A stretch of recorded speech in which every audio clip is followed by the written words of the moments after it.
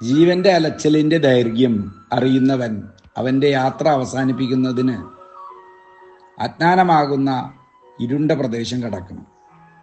വഴിയറിയാതെ ഘോരവനത്തിൽ ഒടുങ്ങുന്ന മഹായാത്രയാണ് മരണം. മൂഢനെ മുന്നോട്ട് നയിക്കുന്നത് കാമങ്ങളാണ്. ഇനി എത്ര ദൂരമെന്ന് അവൻ ആർത്തനിശ്വാസങ്ങൾ ഉതിർത്തുകൊണ്ട് വീണ്ടും ഉരുളുന്നു. ജ്ഞാനിക്ക് പോകാൻ ഇടമില്ല. അതിനാൽ കാലത്തിൻ്റെ സഹായം അവന് ആവശ്യമില്ല.